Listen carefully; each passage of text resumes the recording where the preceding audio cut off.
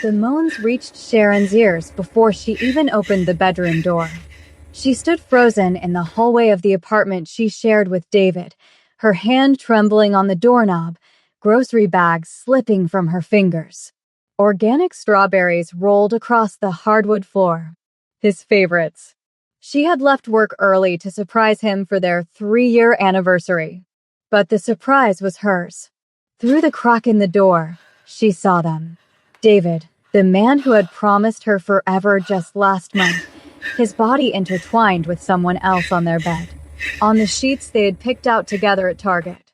And beneath him, moaning his name with theatrical pleasure, was Jasmine, her best friend since freshman year of college, her maid of honor for the wedding they had been planning, the woman who had held her hand through every heartbreak and promised she would never be like those other girls. Sharon's chest caved in. The pain was physical, sharp, like someone had reached into her ribcage and squeezed her heart until it burst. David, she heard herself say. Her voice didn't sound like her own. It was hollow, broken. The movement on the bed stopped. David's head whipped toward the door, his eyes widening with the particular horror of a man caught in the act. Jasmine scrambled to cover herself with the sheets, her braids, the one Sharon had helped install just last weekend, falling across her bare shoulders. Sharon! David jumped off the bed, reaching for his boxers. Baby, wait, this isn't what it looks like. It isn't what it looks like? Sharon's voice cracked. She pushed the door open fully, stepping into the room that now felt like a crime scene. You're naked. She's naked. In our bed. On our anniversary. What exactly does it look like, David? Jasmine had the audacity to look annoyed. Girl, maybe you should have been handling your business better. A man has needs. The words hit Sharon like a slap. She stared at the woman she had called her sister, the woman she had defended to everyone who said she was fake, the woman she had trusted with her deepest secrets and insecurities. How long? Sharon asked, her voice barely above a whisper. David opened his mouth, but Jasmine answered first, a cruel smile playing on her lips. 8 months. Since your birthday party. You know, the one where you got so drunk you passed out early. 8 months. 8 months of lies. Of fake smiles. Of planning a wedding to a man who was sleeping with her best friend.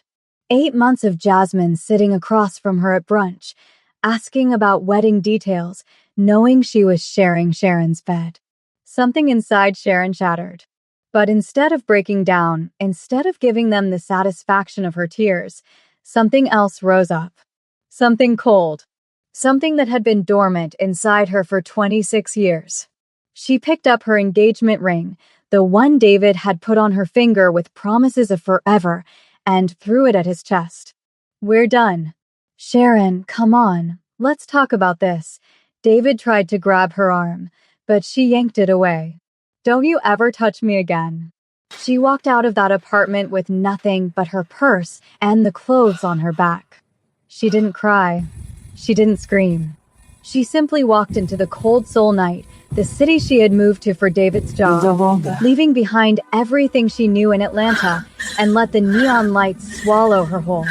If you are already hooked and want to see what happens next, make sure you hit that subscribe button and the notification bell so you don't miss any of our stories. Trust me, you don't want to miss where this is going. Sharon walked for hours. She didn't know where she was going. She didn't care. The city of Seoul stretched out before her, a maze of glittering skyscrapers and narrow alleyways, of K-pop billboards and traditional temples. She had lived here for 2 years, but tonight, she felt like a stranger in a strange land. Her phone buzzed repeatedly. David. Jasmine. Unknown numbers that were probably them calling from different phones. She turned it off and kept walking.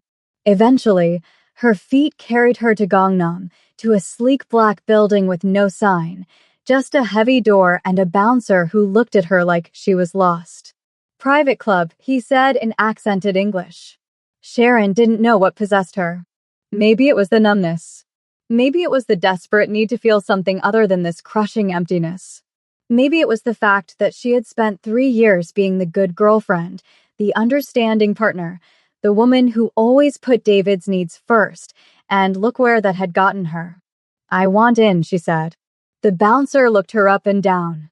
She was still wearing her work clothes, a fitted black dress that hugged her curves, heels that made her legs look endless.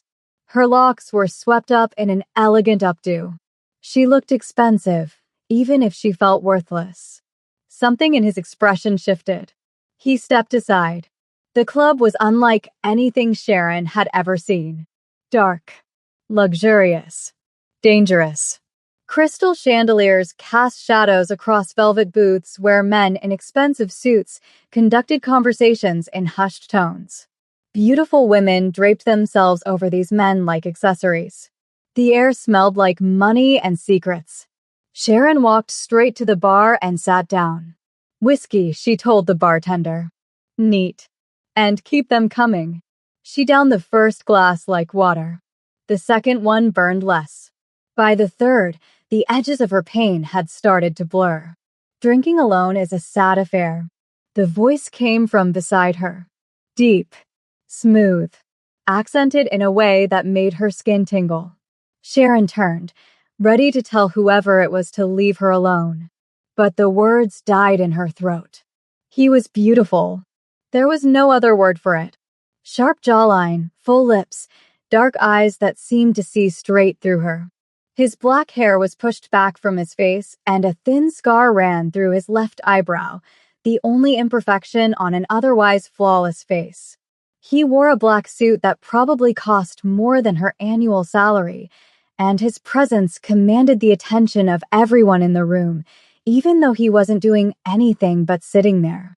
"I'm having the best night of my life," Sharon said dryly. "Can't you tell?" He smiled.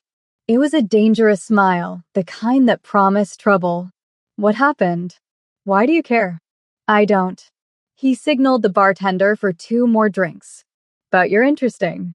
I haven't seen anyone walk into this club with that much rage in their eyes in a long time." "Rage." Sharon laughed bitterly. "Is that what this is?" "You're hurting," he said, his voice dropping. "But underneath that hurt, there's anger. The kind that burns cities down." Sharon stared at him. Nobody had ever read her so accurately after knowing her for 30 seconds. "My boyfriend cheated on me," she heard herself say. "With my best friend. I caught them tonight. In our bed. After 3 years. After I gave up everything for him." The man's expression didn't change, but something flickered in his eyes. "He's a fool." "Yeah, well, apparently I'm the bigger fool for not seeing it." "No." He shook his head. "You trusted. That's not foolish. That's human. What's foolish is breaking that trust. There's nothing more precious than loyalty. And nothing more unforgivable than betrayal."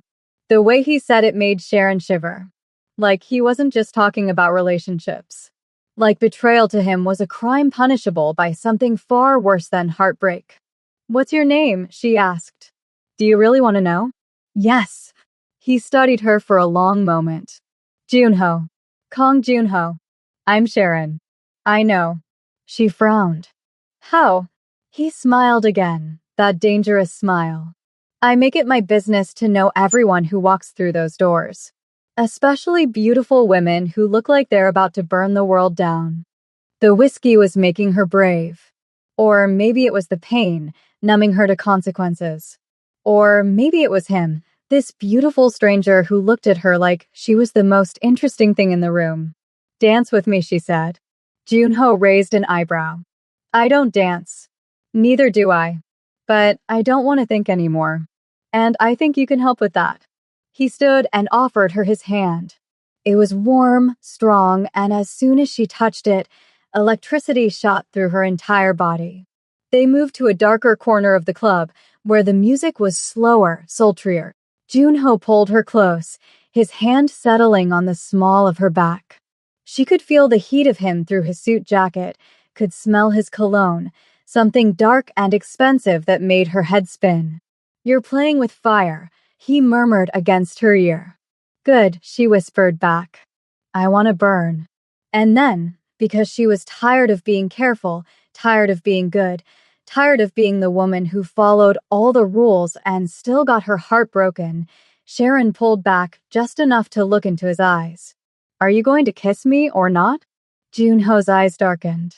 For a moment, she thought he would say no, that he would be the gentleman, walk away, leave her alone with her whiskey and her heartbreak. But he wasn't a gentleman. She could see that now. He cupped her face with both hands and kissed her. It wasn't a gentle kiss. It was consuming, possessive. His lips moved against hers with a hunger that stole the breath from her lungs. Her back hit the wall and she didn't care. Her fingers tangled in his hair and she didn't care about that either. All she cared about was this moment, this feeling, this fire that was burning away all the pain. When they finally broke apart, they were both breathing hard. Come with me, Junho said. It wasn't a request. Where? Does it matter? It didn't. Nothing mattered anymore. Not David. Not Jasmine. Not the life she had so carefully built that had crumbled to dust. Okay. Junho took her hand and led her through the club, past the velvet booths, past the watching eyes, to a private elevator in the back. He pressed his thumb to a scanner, and the doors slid open. VIP? Sharon asked. Something like that.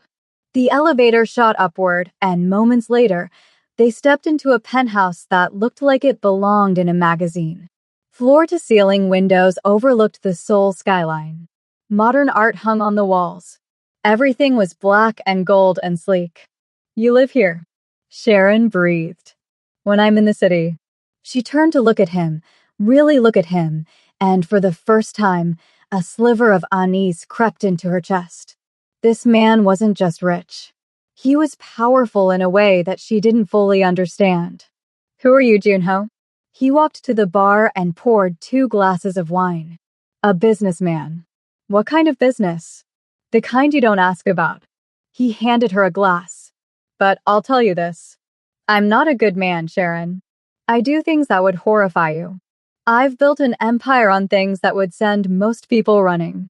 If you want to leave, the door is right there. I won't stop you. She should leave. Every survival instinct she had was screaming at her to leave.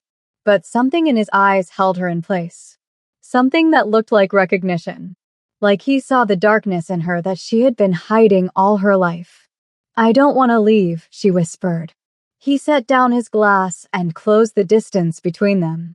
Then stay. That night, Sharon let herself fall into the fire. She woke up the next morning in silk sheets, her body deliciously sore, to find the other side of the bed empty. Sunlight streamed through the windows, and for a moment, she forgot where she was. Then it all came rushing back. David, Jasmine, the club, Junho. She sat up, clutching the sheet to her chest, and looked around. Her dress was folded neatly on a chair. Her heels were placed beside it. On the nightstand was a note. Asterisk had to leave for business. Stay as long as you like. My driver will take you wherever you need to go. J asterisk. Below the note was a black card with a phone number. Sharon stared at it for a long time. What had she done? She had slept with a stranger. A stranger who admitted he wasn't a good man. A stranger who looked at her like she was something to be consumed. And the worst part? She didn't regret it. She got dressed and took the elevator down to the lobby, where a man in a black suit was waiting. Miss Sharon? I'm Mr. Kang's driver. Where can I take you? Miss Sharon. Like she was someone important. Like she belonged here. I need to get my things from my apartment. The drive across the city gave her time to think. Time to realize that she had no plan. She had no savings that David didn't have access to. She had no family in Korea. Her job as a marketing coordinator at a tech company barely paid enough to cover rent, let alone a deposit on a new apartment. She was completely and utterly alone. When they arrived at the apartment, Sharon steeled herself and walked in. David was sitting on the couch, looking like he hadn't slept. When he saw her, he jumped to his feet. Sharon, thank God. Where have you been? I've been calling all night. I turned off my phone. Baby, please, we need to talk about this. There's nothing to talk about. Sharon walked past him toward the bedroom. I'm getting my things and leaving. David grabbed her arm. You can't just leave. Where are you going to go? You don't have anyone here. You need me. The words hit differently now. Because he was right. She didn't have anyone. She had isolated herself for him, focused all her energy on their relationship, and now she had nothing. But she would rather have nothing than stay with him. Let go of me, she said quietly. Sharon, come on. It was a mistake. Jasmine doesn't mean anything to me. You're the one I love. You're the one I want to marry. You should have thought about that before you put your dick in my best friend. David's expression shifted. The remorse faded, replaced by something uglier. Fine. You want to play it like that? Go ahead and leave. But you're not taking anything. This apartment is in my name. Everything in it is mine. You want to walk out? Walk out with nothing. Sharon stared at the man she had loved for 3 years and saw him clearly for the first time. The manipulation, the control, the way he had isolated her made her dependent on him, made her feel like she was nothing without him. Keep it, she said. Keep all of it. It's not worth anything to me anymore. She grabbed a bag and threw in her clothes, her documents, her laptop. Nothing else. Nothing that reminded her of him. And then she walked out. She didn't know where she was going. She had maybe $200 in her personal account and no apartment. She sat in the back of Junho's car and finally let herself cry. Miss Sharon. The driver's voice was gentle. Mr. Kang asked me to inform you that if you need a place to stay, his guest suite is available. Sharon looked up, wiping her tears. He said that. He anticipated you might need it. She should say no. She barely knew this man. But the alternative was what? A hotel she couldn't afford? Sleeping on the street? Okay, she whispered.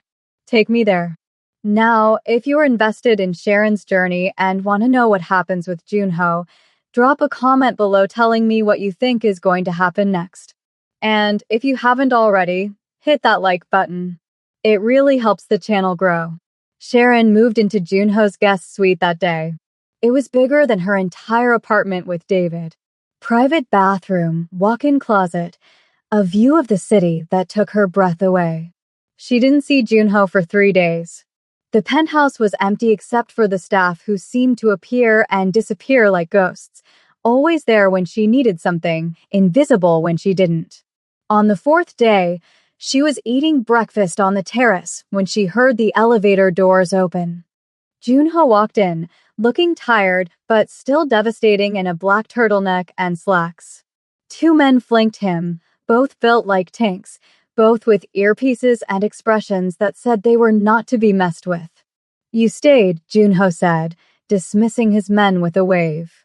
You said I could. He sat across from her and helped himself to her coffee. How are you feeling? Like my entire life imploded in the span of 24 hours. She looked at him, but also strangely free. Freedom is a double-edged sword. It can be exhilarating. It can also be terrifying. Are you speaking from experience? Junho smiled, but there was no humor in it. I've never been free, Sharon. Not a day in my life. She wanted to ask what he meant, but something told her he wouldn't answer. Not yet. Thank you, she said instead, for letting me stay.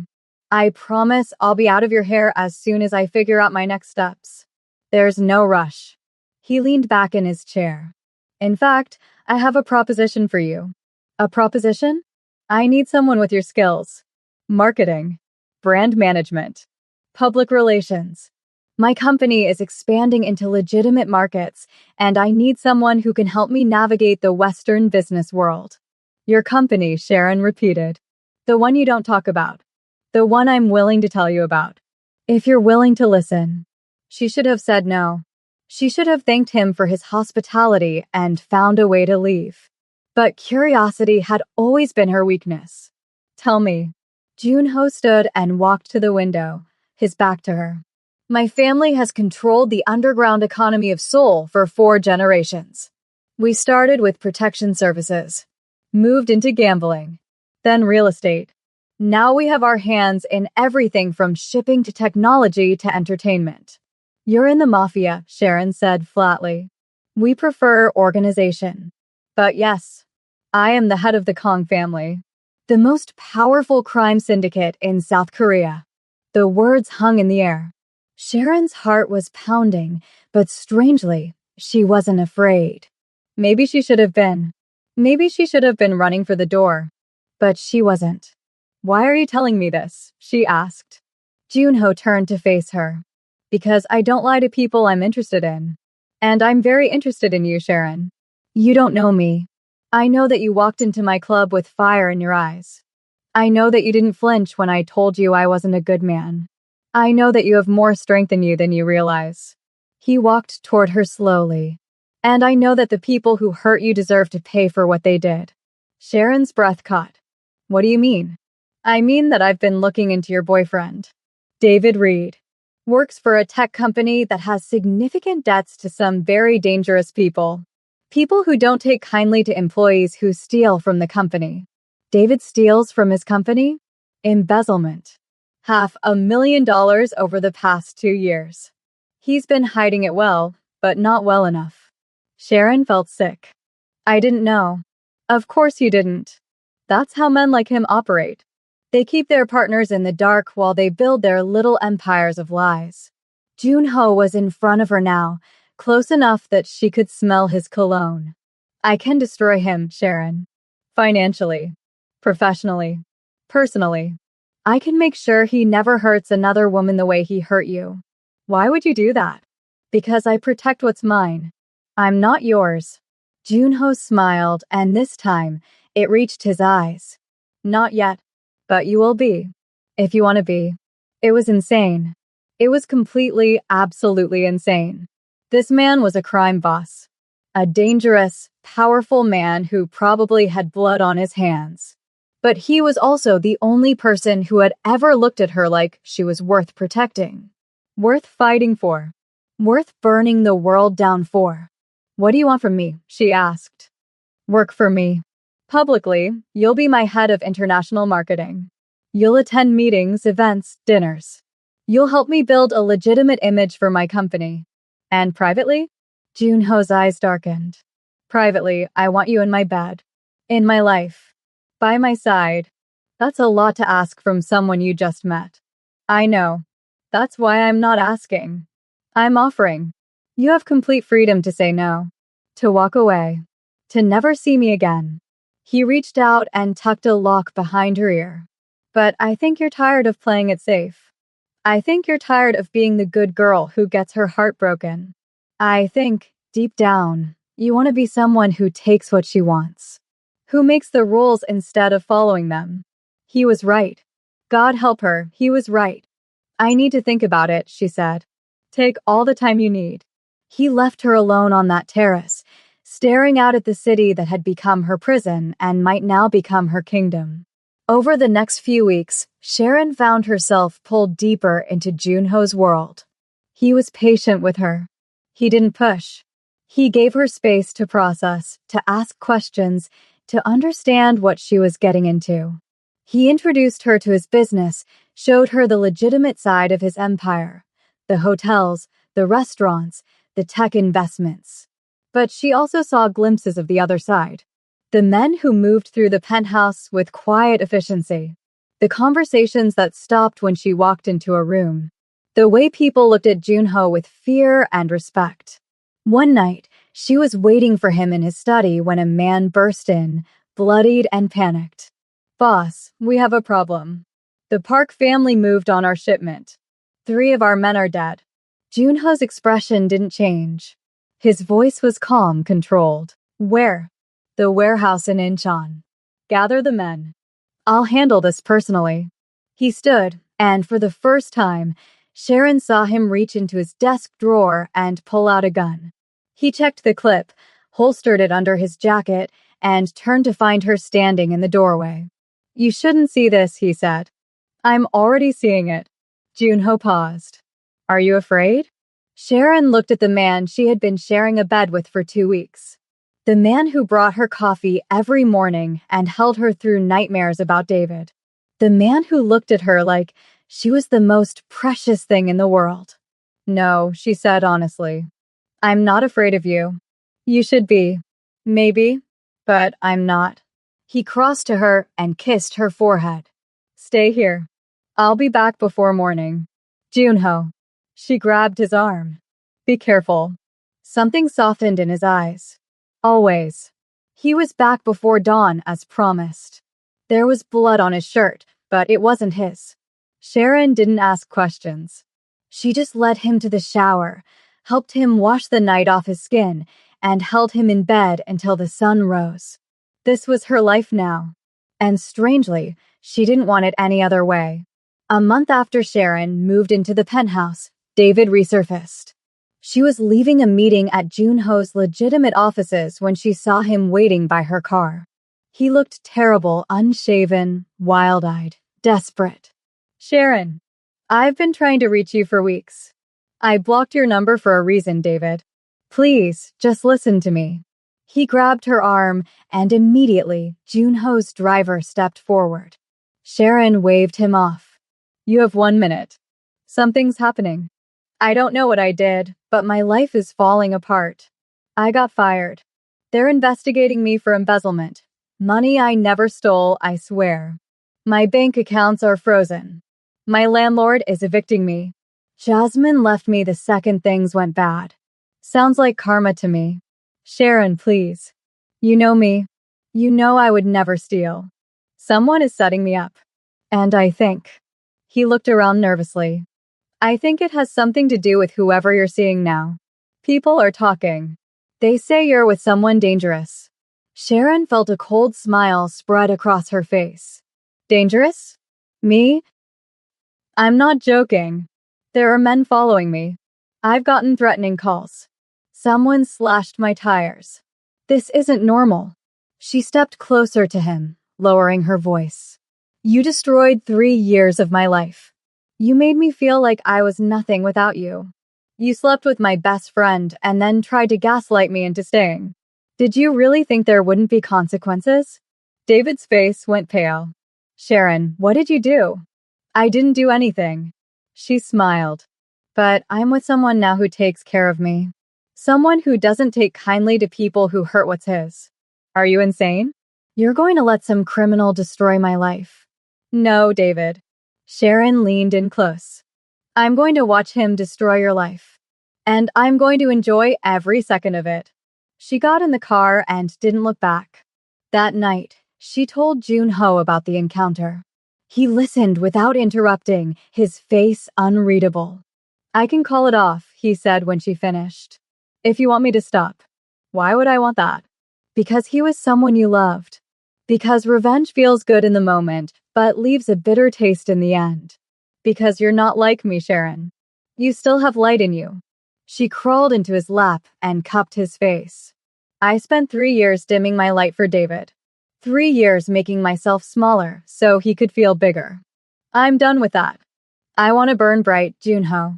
I want to burn so bright that everyone who ever made me feel worthless has to shield their eyes. He kissed her, deep and hungry. Then burn, my love. I'll make sure the whole world sees your flames. The next few weeks were intoxicating. Junho destroyed David systematically. The embezzlement investigation resulted in criminal charges. His reputation was ruined. His friends abandoned him.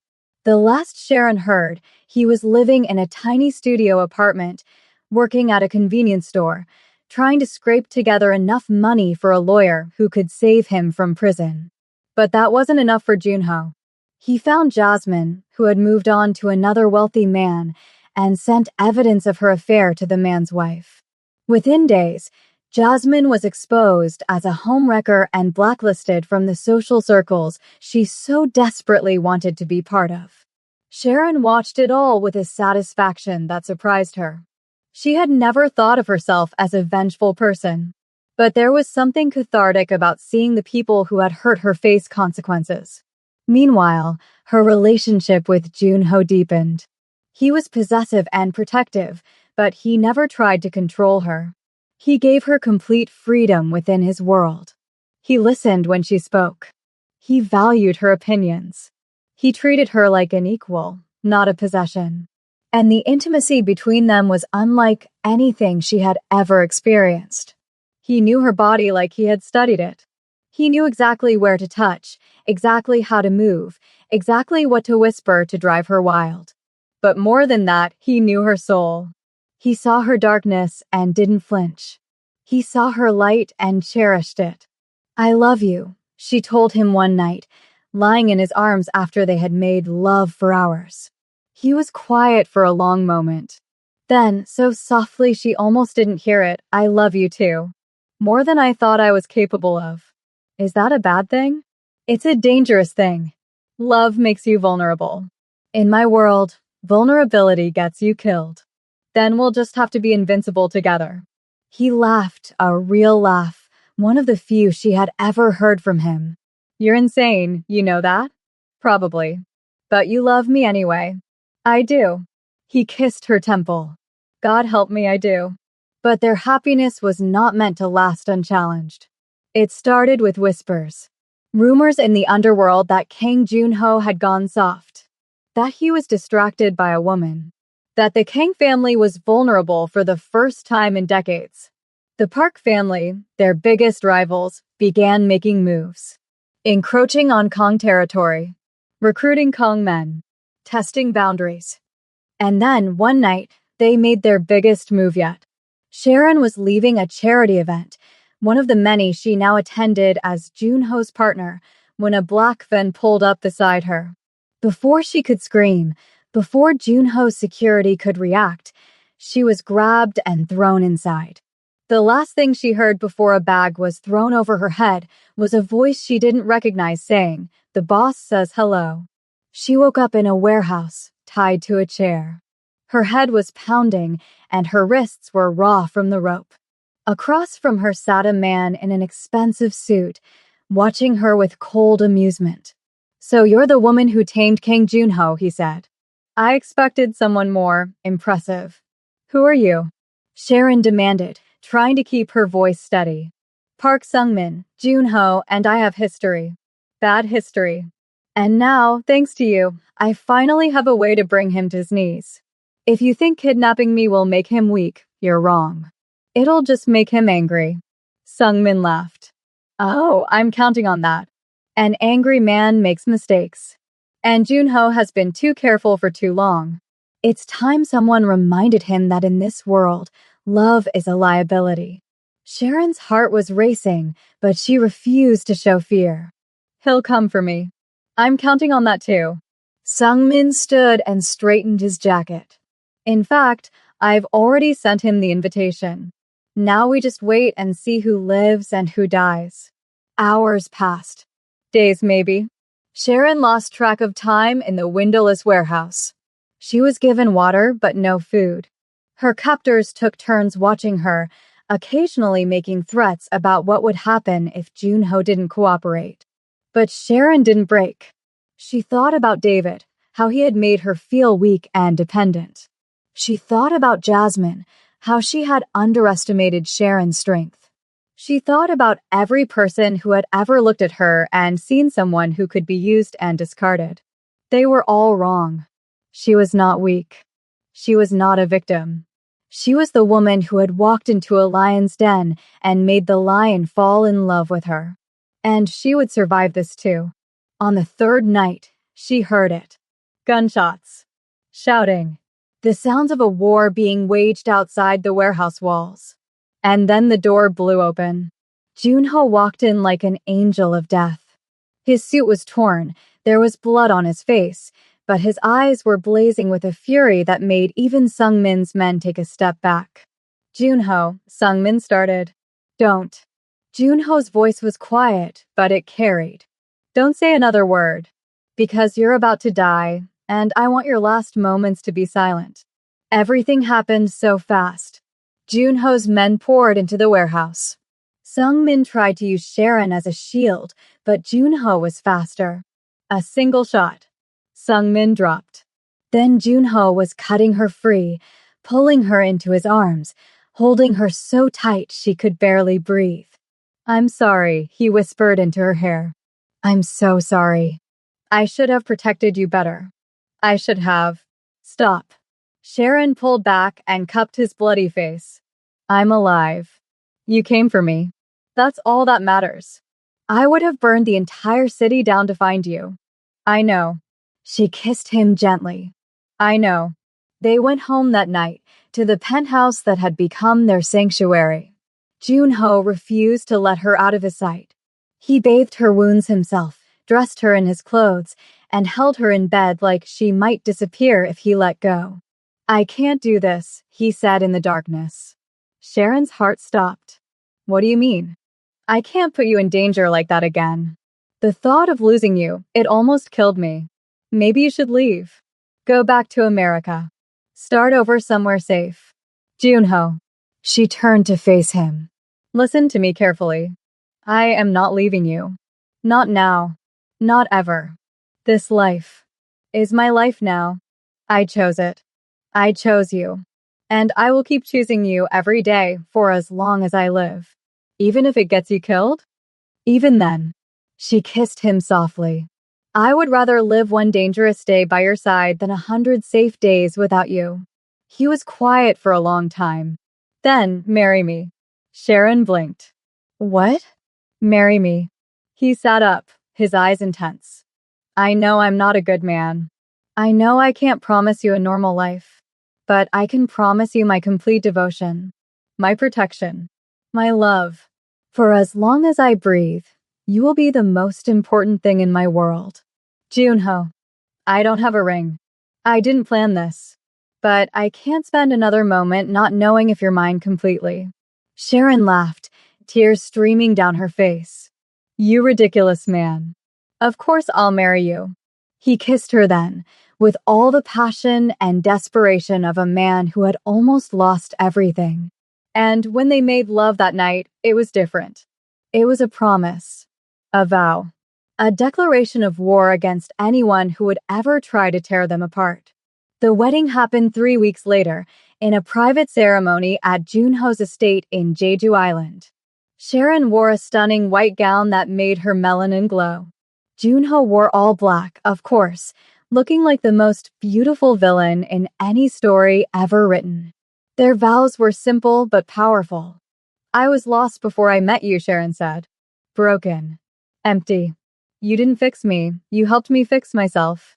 You showed me that I was strong, that I was worthy, that I deserved love. I promise to stand by your side through every storm, to be your partner in all things, to love you not in spite of your darkness, but because of it." Junho took her hands and held them like they were sacred. "I built walls around my heart that I thought no one could break. Then you walked into my club with fire in your eyes, and you burned those walls to the ground. I promise to protect you, to cherish you, to give you everything I have and everything I am. You are my light, Sharon. And I will spend the rest of my life making sure that light never dims." They kissed as the sun set over the ocean, and Sharon knew, with absolute certainty, that she had found her home. Months later, Sharon stood on the balcony of the penthouse, looking out at the city that had once felt so foreign and now felt like it belonged to her. Junho came up behind her and wrapped his arms around her waist. "What are you thinking about?" he asked. "The night we met. How I walked into that club ready to burn the world down." "And did you?" "Burn it down." She smiled. "I burned down everything that wasn't working. And in the ashes, I found something better. Us. Us." He turned her around and kissed her forehead. "Any regrets?" "Not a single one." Her phone buzzed. A notification from a social media account she rarely checked anymore. Someone had tagged her in a photo, Jasmine, posting a cryptic message about karma. Sharon laughed and showed Junho. "She still hasn't learned," he said. "She never will. Some people are incapable of growth. Want me to send another reminder?" Sharon shook her head. "No, she's not worth our energy anymore." She deleted the notification and put her phone away. "Besides, we have more important things to focus on." Like what? She took his hand and placed it on her stomach. Like the fact that I'm pregnant. Junho froze. His eyes went wide. You're about 8 weeks along. I found out yesterday. I wanted to wait for the right moment to tell you, but she didn't get to finish. He kissed her so deeply, so thoroughly, that she forgot what she was going to say. When they finally broke apart, there were tears in his eyes. Kong Junho, the most feared man in Seoul, was crying. I never thought I could have this, he whispered. A family. A real family. Someone who loves me despite everything I've done. You have it now, Sharon said softly. You have us. He dropped to his knees and pressed his forehead against her stomach. I will protect you both with my life. I will build an empire that our child will be proud of. I will be the man you deserve. You already are, Sharon said, running her fingers through his hair. You already are. 1 year later, Sharon gave birth to a beautiful baby girl with her mother's warm brown skin and her father's sharp features. They named her Sora, meaning sky, because she was their heaven, their peace, their entire world. The Kang family was stronger than ever. Junho had consolidated his power, eliminated his enemies, and begun the transition to fully legitimate business. There would always be shadows in their lives, but the light was winning. David ended up in prison for 3 years. When he got out, he tried to start over, but the charges followed him everywhere. Last Sharon heard, he was working at a car wash in a small town in Ohio, alone and forgotten. Jasmine bounced from man to man, never finding the security she so desperately craved. Her social media became a graveyard of failed relationships and desperate pleas for attention that no one answered. And Sharon? Sharon became the queen of Seoul's underworld. Not through violence or fear, but through intelligence, compassion, and an unshakable partnership with the man she loved. She often thought about that night in the club. The night she caught David with Jasmine. The night her old life ended and her new one began. If she could go back, would she change anything? Not a single thing. Because pain is not the end of the story. Sometimes it's just the beginning. And sometimes the best revenge is becoming so happy that the people who tried to destroy you can't even bear to watch. This is the end of Sharon's story. But before you go, I want you to know that if this story touched your heart, if you felt every emotion Sharon felt, if you were rooting for her and Junho from the very beginning, then hit that subscribe button and join our family. We post stories like this every week, stories of love, betrayal, revenge, and redemption. Stories featuring strong Black women who refuse to be broken. Stories that will make you laugh, cry, and believe in the power of second chances. Drop a comment below and tell me, what was your favorite part of the story? And what would you have done in Sharon's position? Don't forget to like this video if you enjoyed it, and share it with someone who needs to hear that their story isn't over. Thank you for watching. Thank you for being here, and I'll see you in the next story.